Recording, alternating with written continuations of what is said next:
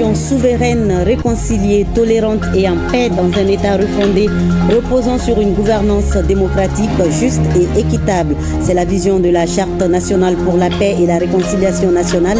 Le projet de document finalisé a été officiellement remis hier au président de la transition, un document de référence qui a pour objectif de restaurer la paix, renforcer la sécurité, raffermir la cohésion sociale et consolider le vivre ensemble à travers la réconciliation nationale. On en parle dans quelques instants.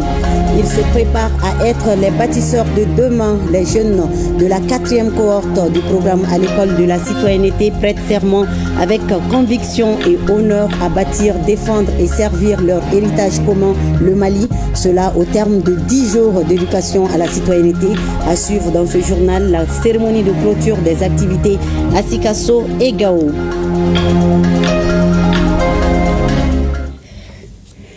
Mercredi 23 juin. Madame, Monsieur, bonjour et soyez les bienvenus dans ce 13h. Le projet de la Charte nationale pour la paix et la réconciliation nationale a été officiellement remis hier au président de la transition, général d'armée Assimi Goïta. Selon le président de la commission de rédaction de ce document de référence, c'est un travail qui va marquer l'appropriation par les Maliens de leur destin. Il a été rédigé par des Maliens de compétences diverses, appuyés par les forces vives des régions du district et de la diaspora. Il rassemble la quintessence de la réflexion de l'ensemble des Maliens et réserve une large place au domaine de la sécurité, de l'économie, de l'environnement et de bien d'autres domaines intéressant la vie de la nation. La synthèse du discours du président de la commission de rédaction de la charte, c'est avec Alocénie Touré. Le président de la commission de rédaction du projet de charte pour la paix et la réconciliation a entamé son propos par la genèse de cette commission dont il a eu la responsabilité de conduire la destinée avec l'appui d'experts nationaux eux-mêmes nommés à cet effet. Pour Ousmane Issoufi Maïga, cette charte est née à la suite du discours du Nouvel An du chef de l'État. Nous sommes réunis aujourd'hui pour marquer une étape importante dans la rédaction de la Charte nationale pour la paix et la réconciliation nationale. Celle de la cérémonie de remise officielle du projet final de la Charte nationale pour la paix et la réconciliation nationale à son Excellence, Monsieur le Président de la Transition, chef de l'État. La présente cérémonie est certes une étape cruciale, mais elle ne sera sans doute pas la dernière de l'appropriation nationale du processus de paix et de réconciliation nationale. Parlant du document remis au chef de l'État, le projet de charte pour la paix et la réconciliation nationale, le président de la commission le décrira comme un document de référence en matière de gouvernance. Il a été, selon lui, le fruit de la contribution de tous les Maliens de l'intérieur comme de l'extérieur. Ce document, que je remettrai tout à l'heure, est le fruit de plusieurs mois de travail acharné à l'intérieur et à l'extérieur de notre pays, de fines recherches académiques et sur le terrain, de débats parfois houleux, mais toujours courtois, de consultation, d'écoute et d'échange. Excellence, Monsieur le Président, l'exercice auquel vous nous aviez conviés s'est avéré être une action d'introspection et d'immersion dans les labyrinthes de notre histoire et les dédales de notre culture, qui nous a également permis, dans un élan prospectif, de nous projeter dans l'avenir pour le bonheur des générations futures. Ce faisant, nous avons découvert les limites de nos expertises face à la densité du savoir local et à l'étendue de la sagesse de notre peuple. Le document retrace une volonté inébranlable des Maliens à vivre ensemble et à œuvrer pour la construction de leur pays sans l'intervention d'autrui. Aussi, le document a des objectifs nombreux et variés concourant tous à la souveraineté de notre pays. L'approche inclusive et participative que vous nous aviez conseillée a permis d'appréhender la richesse de l'histoire et de la culture des Maliens et surtout leur attachement viscéral à leur nation et à leur origine.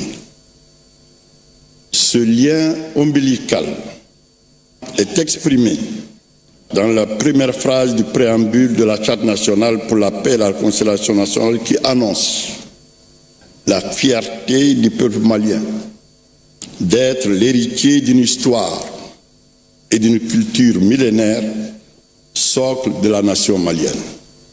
Ce document n'est pas seulement un recueil d'informations, c'est le témoignage d'une promesse populaire pour une feuille de route du Mali nouveau, un précieux outil de gouvernance globale qui reflète une vision, des objectifs, des principes, des valeurs et des engagements forts.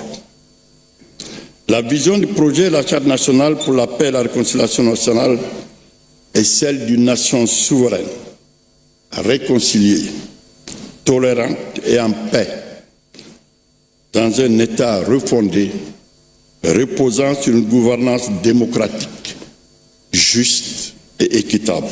Les objectifs sont fondamentalement la restauration de la paix, le renforcement de la sécurité, le raffermissement de la cohésion sociale et la consolidation du vivre ensemble à travers la réconciliation nationale.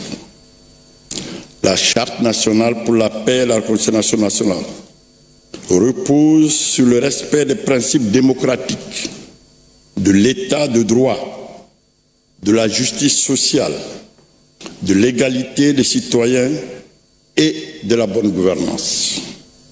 Elle prône le respect, la tolérance, l'écoute, le dialogue, le pardon, la redevabilité dans la gestion des affaires publiques, la réduction de la pauvreté, la lutte contre la corruption, l'impunité, la délinquance économique et financière. Le projet de charte pour la paix et la réconciliation nationale touche à presque tous les domaines conformément à la volonté des plus hautes autorités. Excellences, Monsieur le Président, vous avez voulu un document de référence pour toutes les initiatives, actions et activités concourant à la paix, à la sécurité, à la réconciliation nationale, à la cohésion sociale et au vivre ensemble.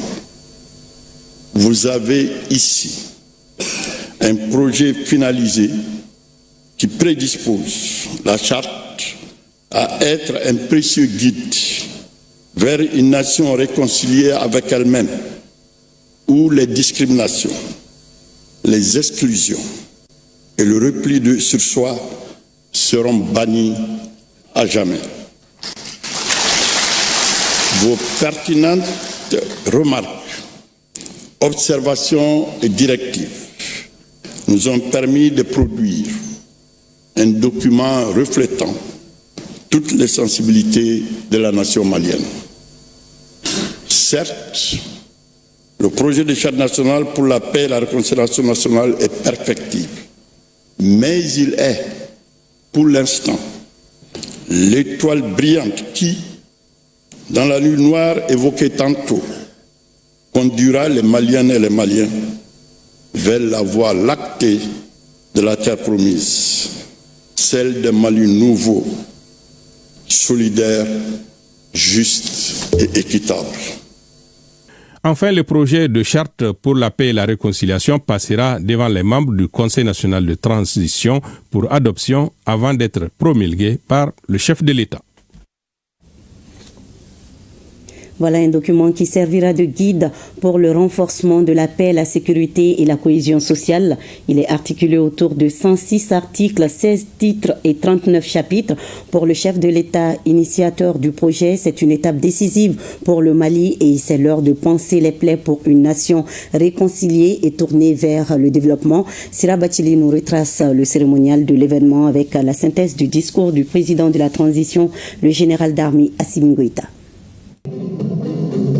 Le repère pour un Mali apaisé, on pourrait l'appeler Kouroukanfouga II de 1236.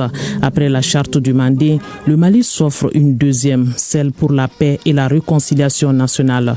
Une œuvre maison par les Maliens et pour les Maliens. Son initiateur, le président de la transition, le général d'armée Assimi Goïta, est dans une logique de concrétisation de promesses tenues au peuple.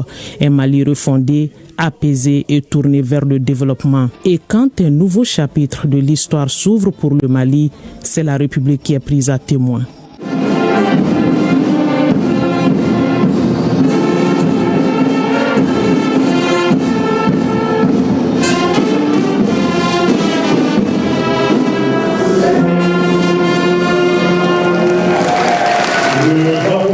Le temps du cérémonial donné, le guide pour renforcer la paix, la sécurité, la cohésion sociale et le vivre ensemble est présenté dans une courte vidéo réalisée par la commission de rédaction de la charte avec le sens du logo. L'on en retient des défis sécuritaires, politiques et culturels à relever. Une nécessité qui doit être un engagement individuel et collectif de tous les Maliens. Tout est expressif dans ce logo, le peuple, le territoire, l'énergie vitale et la chaleur humaine. Et pour tout scénariser, ce ballet à thème qui a exposé la riche culture malienne avec ses différentes ethnies. Et le tabalé résonne pour appeler les dignes fils du Mali à la culture de la paix.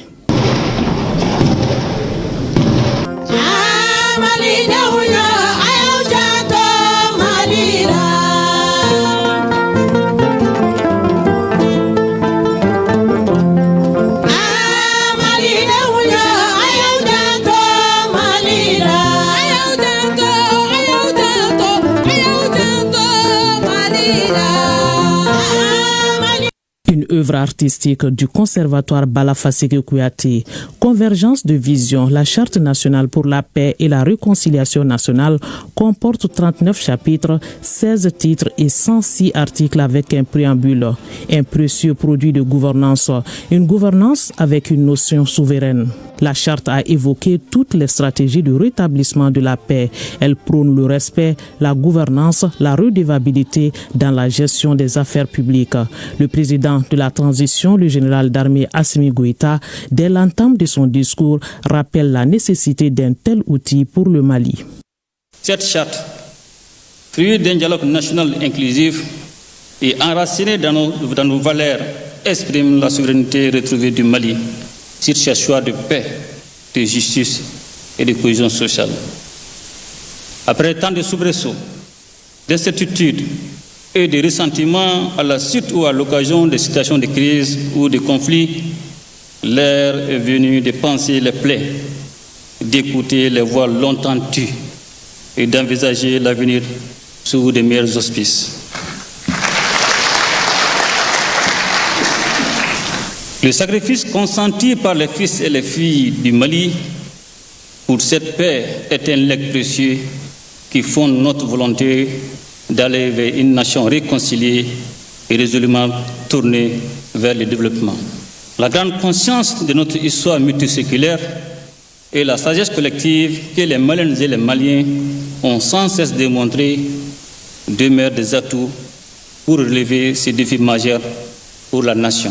À ce tournant décisif de notre histoire, nous devons tous, dans la résilience et dans la conviction d'un lendemain meilleur, joindre nos efforts pour que le Mali continue d'être, de se développer et de durer. Plus qu'un contrat social, la charte pour la paix et la réconciliation nationale est la clé de voûte pour l'émergence d'une société dévouée. Cette société qui a déjà su déjouer les pièges et faire face à son destin. Notre État a été victime de manœuvres géopolitiques, de pressions exogènes et de stratégies visant à diluer sa souveraineté. Ces menaces, habilement orchestrées, ont ébranlé notre cohésion, instrumentalisé les différences communautaires et affaibli notre intégrité territoriale. Or, heureusement, le discernement, la résilience et l'esprit de responsabilité du peuple malien ont permis de contrer ces tentatives et de préserver l'essentiel. En démontrant ainsi son attachement à ses origines profondes comme bouclier et en développant la pleine conscience de son unité, le peuple malien entend désormais s'illustrer dans la résolution de ces crises et conflits à travers des mécanismes endogènes. Le Mali, qui s'est donc relevé après les péripéties et les zones de turbulence, doit cheminer selon le président de la transition. En recevant le projet de charte pour la paix et la réconciliation nationale, je demeure convaincu que l'espoir est largement permis pour l'accomplissement du rêve collectif des Maliens de bâtir un avenir de paix, de réconciliation et de cohésion sociale. Nous devons sans réserve ni blocage et contribuer à l'avènement de cette nouvelle lueur d'espoir appelée à illuminer nos cœurs et nos esprits et à redonner au Mali toute sa splendeur sociale d'antan, faite d'humanisme, de solidarité et de paix. Les épreuves que nous avons traversées ensemble doivent désormais constituer le ciment de notre unité retrouvée. De par sa noble vocation, la Charte nationale pour la paix et la réconciliation doit à l'avenir fédérer les énergies positives autour de nos valeurs et principes de paix et de cohésion nationale. Elle doit également constituer une garantie de notre équilibre social et de nos politiques de développement. Cette charte est appelée à devenir le socle commun des politiques publiques, des stratégies de paix et de réconciliation et de l'action collective pour notre avenir. Elle guidera nos institutions, nos autorités traditionnelles, notre société civile et chaque citoyen dans la quête d'un Mali apaisé et uni. Avant ce discours, la commission de rédaction de la charte a adressé 4 motions de remerciement aux différents acteurs qui ont contribué à l'élaboration de la charte, avec en première ligne le chef de l'État. Il faut rappeler que la charte nationale pour la paix et la réconciliation nationale doit être soumise à l'appréciation du Conseil national de transition avant sa promulgation par le président de la transition, le général d'armée Assimi Goïta. Fin du programme à l'école de la citoyenneté dans les régions de Gao et Sikasso. Au terme de 10 jours de formation et d'éducation citoyenne, l'initiative vise à inculquer et à développer chez les jeunes l'esprit patriotique en vue de faire d'eux des bâtisseurs et des défenseurs de la nation. 100 participants des régions de Gao, Menaka et Kidal étaient au rendez-vous de Gao, et les jeunes de Bougouni, Koutiala et Sikasso, eux, se sont retrouvés à Sikasso. Tous s'engagent à bâtir, défendre et servir leur héritage commun, le Mali. La cérémonie de clôture des activités, c'est avec Sambare Aïdara et Msokoro Seremi. Après 10 jours de formation et d'éducation patriotique et civique à l'école de la citoyenneté, revoilà les 200 nouveaux jeunes de la 4e cohorte au compte de Sikasso transformés, éveillés, mieux informés et surtout mieux armés à être des acteurs responsables et engagés dans la construction de notre nation et dans le respect des valeurs républicaines. Nous jeunes de Bougouni, de Koutiala et de Sikasso, ambassadeurs que nous sommes désormais, je nous nomme les Mali-Dénois.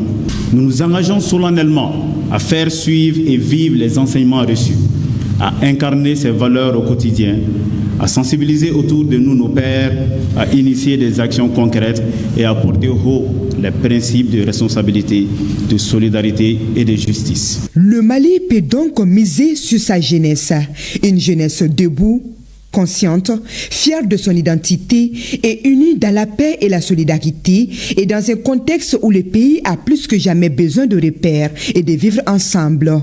Cette initiative des autorités de la transition sonne donc comme un acte de foi envers l'avenir. Ces 2 jours se sont déroulés à la grande satisfaction de tout le monde. Les jeunes ont vraiment joué le jeu, On les a vus engagés, décidés, disciplinés. Le message clé, ça sera qu'à partir de maintenant, qu'ils se considèrent comme étant des Maliens nouveaux pour pouvoir tenir le flambeau et participer au développement économique, social et culturel du pays. Cette cérémonie de clôture riche en émotions a été marquée par un slam d'hommage vibrant au Mali, la remise solennelle des attestations de participation et un moment fort de communion autour de l'hymne national. Cette cérémonie de clôture de 12 jours de formation et d'éducation à la citoyenneté marque la fin des travaux de l'initiative du ministère en charge de la jeunesse. Le concept à l'école de la citoyenneté qui a pour objectif d'inculquer et développer chez les jeunes l'esprit patriotique en vue d'en faire des bâtisseurs et des défenseurs de la nation a tenu toutes ses promesses malgré quelques contraintes. C'est une école qui a contribué, n'est-ce pas, à la formation d'un Malien nouveau. Je suis un homme comblé aujourd'hui, très fier de l'école de la citoyenneté, même si vraiment il y a eu des débuts difficiles, on a pu surmonter ces difficultés-là. Très satisfait de cette initiative constructive, les participants par devoir de redevabilité comptent dupliquer les connaissances apprises auprès de leurs pairs.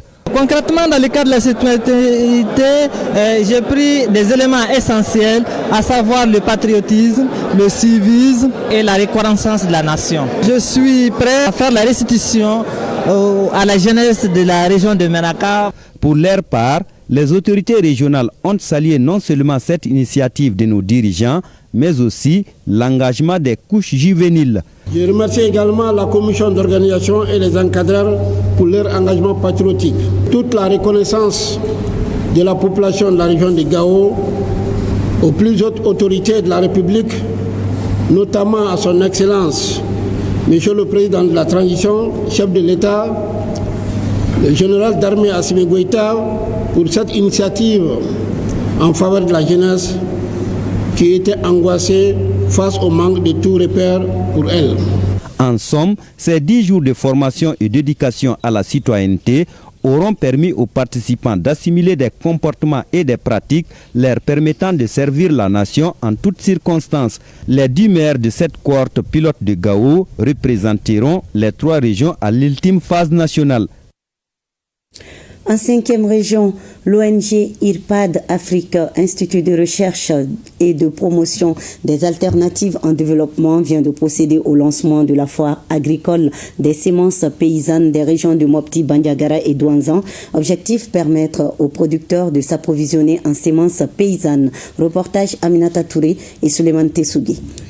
Lancée à Mopti, la foire agricole des semences paysannes de Mopti a pour objectif de permettre aux producteurs des régions de Douanzan, Bandiagara et Mopti de s'approvisionner en semences paysannes. Cette foire agricole des semences paysannes, nous l'avons initiée dans le but de permettre aux agriculteurs et agricultrices de se doter de semences. C'était normal qu'on puisse avoir un partenaire financier comme Osfam pour nous accompagner à organiser cette foire. L'organisation de cette foire fait partie de nos activités du programme APASCAO. L'appui à la transition agroécologique par les OC en Afrique de l'Ouest a commencé à intervenir au Mali en 2023 dans la région de Mopti avec sa composante semences paysannes mise en œuvre par l'ONG IRPAD Afrique.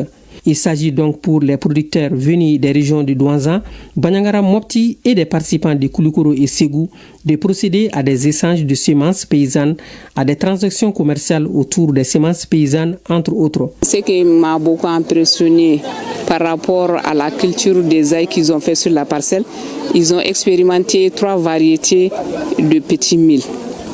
Donc la manière dont ils ont fait les techniques ont été dit, les gens se sont imprégnés de la technique de Zaï et puis comment ils ont mis le compost et c'est déjà sémé et on a vu qu'il y a un résultat. Je suis très satisfaite. La question de l'agroécologie d'une manière générale et celle de la semence paysanne en particulier nous interpelle tous et nous demande aussi de nous impliquer davantage pour cette cause noble. La journée a été mise à profit par les organisateurs pour une visite de terrain à Orgnon.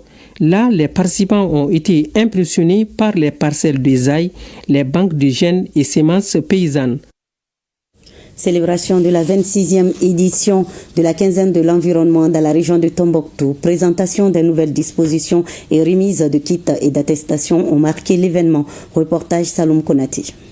Pour cette 26e édition de la quinzaine de l'environnement, 2 thèmes sont retenus, à savoir mettre fin à la pollution plastique et restaurer les terres, exploiter les opportunités. Au cours de ce lancement à Tombouctou, les directeurs régionaux des eaux et forêts et de l'assainissement ont présenté les nouvelles dispositions relatives à l'environnement. Après plus d'une décennie, l'application de la loi numéro 10/028 du 12 juillet 2010 portant principe de gestion des ressources du domaine forestier national a révélé des insuffisances dans la gestion des ressources du dit domaine qui fait aujourd'hui face à plusieurs formes de criminalité environnementale caractérisées par une dégradation sans précédent de l'environnement affectant les terres cultivables, les forêts, la faune, les ressources en eau, les pâturages, les pêcheries, etc. Un déboisement intensif et extensif, une érosion des terres et de la biodiversité, une destruction des habitats naturels de plusieurs espèces animales et végétales, pour ne citer que cela. Ces multiples agressions de la nature compromettent dangereusement la couverture végétale, la faune, les terres cultivables, les ressources en eau, les pâturages, les ressources halieutiques, bref, l'avenir de la jeunesse, donc de la nation. Le principe du pollueur-payeur est le principe selon lequel les frais résultant des mesures de prévention, de réduction de la pollution, de la lutte contre celle-ci, doivent être supportés par les pollueurs. En termes de modifications, les modifications portent sur certains articles. Il s'agit de l'article 48, emprisonnement direct durant 3 ans, que le déversement soit volontaire ou accidentel, l'intéressé soit emprisonné et il prendra en charge toutes les réparations au nom du principe. Mettre fin à la pollution plastique est l'un des défis les plus urgents à relever dans notre pays par l'ensemble des acteurs socio-professionnels. Ce défi ne pourra trouver des solutions durables qu'avec la poursuite de la sensibilisation, l'information, mais surtout l'application de la loi numéro 2014-024 du 13 juillet 2014 portant l'interdiction de la production, de l'importation et de la commercialisation des sachets plastiques non biodégradables. Remise d'attestations et matériel d'assainissement, un temps fort de la célébration de la quinzaine de l'environnement à Tombouctou. Un mot de religion dans ce journal. L'abbé Charles Sogoba, 33 ans, a été ordonné prêtre vicaire à la paroisse de Kouri dans la région de Koutiala. Cet élu prêt à travailler aux vocations sacerdotales et religieuses devra être au service de la table eucharistique et s'adonner à l'annonce de l'évangile. La cérémonie d'ordination était présidée par Monseigneur Robert Sissé, archevêque de Bamako, sous l'égide des autorités administratives de Koutiala. Cérémonie qui a enregistré la participation d'une foule nombreuse venue des diocèses du Mali et du Burkina Faso. Reportage Brahima Kone et Amadou Dolo.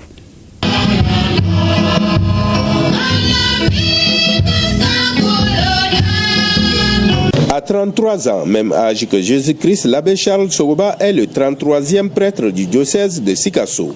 La symbolique est forte et la responsabilité est lourde pour lui qui vient d'être ordonné nouveau prêtre, vicaire à la paroisse de Kouri. Pour mieux s'assumer, l'élu s'engage à être collaborateur de l'évêque en communion avec les autres prêtres dans le chant du Seigneur. Un adage dit, l'enfant a des gros yeux, mais il ne voit pas. Ceci dit, je me confie à chacun de vous et vous demande de veiller sur moi afin que mon baptême de feu dans la vie sacerdotale soit l'acquisition d'une vraie expérience pastorale. Cette cérémonie d'ordination presbytérale a ainsi permis de mettre l'abbé Charles Sogoba au service de la table eucharistique. Elle est une occasion pour les fidèles catholiques venus nombreux des paroisses du Mali et du Burkina Faso de se réunir autour du thème intitulé « N'aie pas peur car je suis avec toi ». Ainsi le Seigneur est invoqué pour l'élu et une grande prière est faite pour la nation. Le curé d'Ars disait « Les paroles savent persuader, mais les exemples entraînent. La charité touche le cœur de Dieu. Si vous avez beaucoup, donnez beaucoup. Si vous avez peu, donnez peu, mais de bon cœur et avec joie. » Voilà la mission du prêtre diocésain. Mais nous savons bien que cette mission nous dépasse et qu'elle s'enracine dans la foi au Christ pasteur. Malheureusement, nous n'aimons pas souffrir. Alors Charles, n'aie pas peur.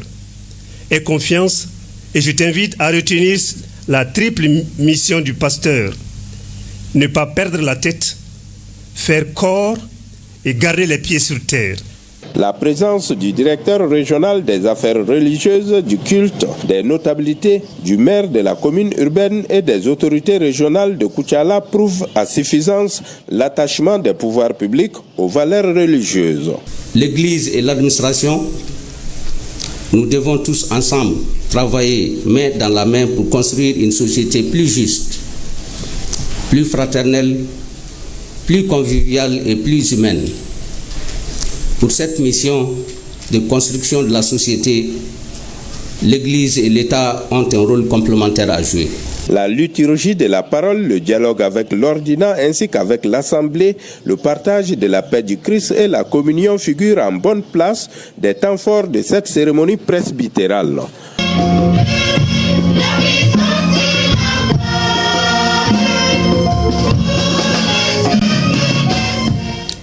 Le club Toastmaster International a organisé un dîner gala pour la cérémonie de passation de charge entre le directeur sortant de la division D du district 94 du club et le directeur entrant. Les précisions de Adiou Abdoulaye Touré.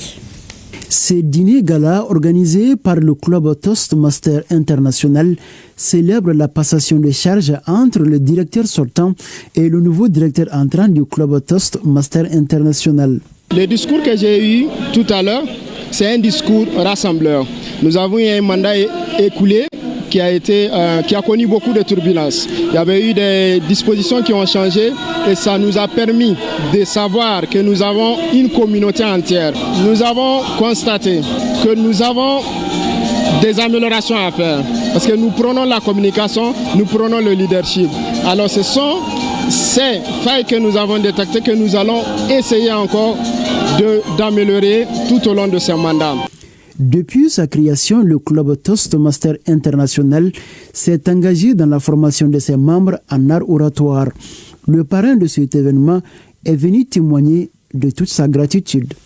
J'ai accepté parrainer cette mémorable soirée, une soirée importante. Et ce parrainage, je le dédie à l'ensemble de la presse malienne. Je tiens à adresser ma reconnaissance à l'ensemble de Toastmaster et leur dire que la presse malienne, à travers ma modeste personne, devient désormais un soutien pour vous, un compagnon pour vous. Le nouveau directeur du club Toastmaster International ambitionne de travailler à apporter plus d'innovation à travers des sessions de formation et à renforcer davantage le club pour plus de visibilité. Toastmaster International est une association dont l'objectif consiste à aider ses membres à améliorer leurs compétences en matière de communication et de leadership par la prise de parole en public. Et la Biennale artistique et culturelle Tombouctou 2025 se prépare. Ici à Bamako, le temps est donné par le président de la délégation spéciale de la mairie de la commune 4 au foyer des jeunes de Sebeninkoro à travers une semaine artistique et culturelle, une semaine de brassage qui vise à renforcer la cohésion sociale et la paix, mais aussi à promouvoir les talents. Le point avec Djurachi Diakité et Aruna Diara. C'est parti pour une semaine d'éclosion des talents en commune 4 du district de Bamako. Initiée par les autorités, la phase locale de la Biennale artistique et culturelle mettra en compétition les quartiers de la commune. Le lancement de cette manifestation est marqué par une prestation d'artistes et un défilé des différentes troupes. Il s'agirait ici de d'abord mettre les quartiers en compétition. En commune 4, nous avons 8 quartiers. Nous avons organisé de telle sorte que chaque quartier soit capable de fournir des troupes et conformément au thème donné par les plus hautes autorités. Par quartier, il y aura une partie de la compétition à Lassa et une autre partie ici à Sebeninkoro. En tout cas, les vivre et les libres ensemble est une réalité ici aujourd'hui. C'est une nuit qu'on est parvenu à faire ça. Parce que nous représentons un tout au sein de la commune 4 ici. Nous sommes parvenus à organiser ça très vite. Parce que C'est une décision qui vient de nos plus hautes autorités de ces pays. Alors, je demande à la population de sortir massivement pour encourager nos enfants, nos pères, nos frères. Et je les demande vraiment de prier aussi pour notre pays. Un jury composé de 4 personnes, toutes spécialistes du domaine, devra départager ses troupes en lice. Il y a d'abord la pièce de théâtre. Après le ballet, il y a la danse traditionnelle. Après la danse traditionnelle, il y a le solo de chant. Et nous avons les critères de notation, le thème présenté par la troupe. Est-ce que la pièce est d'actualité? Qu'est-ce que la pièce enseigne au public? C'est très important. Cette phase locale prend fin mercredi 30 juillet prochain. Elle vise également à sélectionner les meilleurs représentants de la commune 4 avant la phase communale. Et c'est la fin de cette édition. Merci de votre fidélité. À 20h, vous avez rendez-vous avec Barakissa Ouattara. Bel après-midi à vous et à demain 13h, Inch'Allah.